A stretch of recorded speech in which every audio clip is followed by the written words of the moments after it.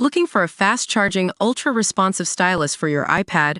Meet the 2X Fast Charge Active Stylus Pen, designed for 2018 to 2025 Apple iPads.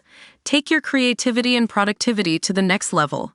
Click the link in the video description to shop now on Amazon. Welcome to the Beyonce Beat, where we dive into the latest tea on Queen Bey and her infamous feuds. Today, we're getting all up in Keri Hilson's grill about her decade-long beef with Beyonce. Keri Hilson, that queen of 2009's Knock You Down and Pretty Girl Rock. She was making waves back then, but little did the world know she had a secret vendetta against one of the most iconic artists of all time, Beyonce.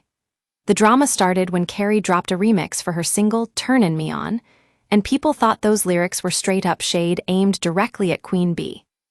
"Oh, you think you're the best? You can dance, she can sing, but need to move it to the left. She need to go have some babies, she need to sit down, she fake, them other chicks ain't even worth talkin' 'bout." Now, Keri said those lines were actually about someone else entirely, but we all know how easy it is for our minds to twist words into a specific narrative. So, who was the target of this supposed diss track? Well, according to Keri herself, back in 2009, she claimed that song wasn't even about Beyonce or Kira.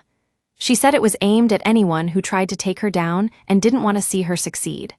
"I'm not jealous of anybody's career," she explained at the time. But fans weren't buying it, especially after a particular incident on the red carpet in 2011. Keri was asked to hold up an issue of Juicy magazine featuring Beyoncé and Jay-Z, but when she glanced at the cover photo, she lost her cool and basically shut down the interview. "Who's that?" she asked the reporter before politely declining the request. That was just one of many moments where it seemed like Keri was trying to send a message to Beyonce, or perhaps to all the other artists who might be perceived as rivals. Fast forward to 2013, when Keri took to Instagram to plead her case and set the record straight.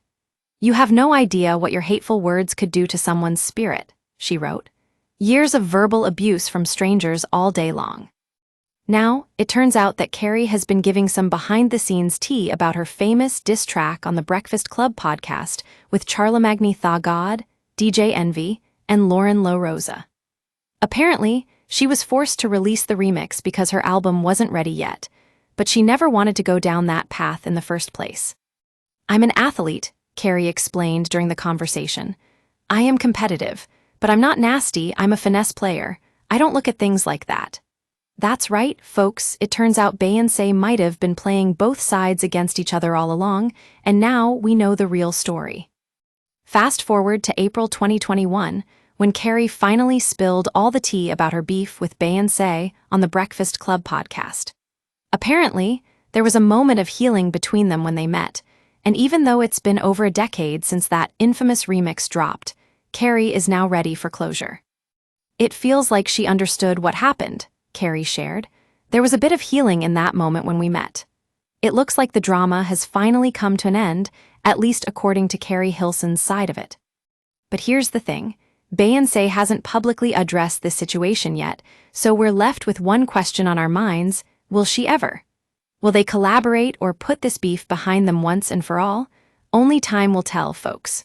For now, let's just say Keri Hilson has given us a whole new perspective on her side of the story. That's it for today's episode of the Beyonce Beat. Stay tuned for more updates on Queen Bey's latest adventures, and don't forget to hit that subscribe button.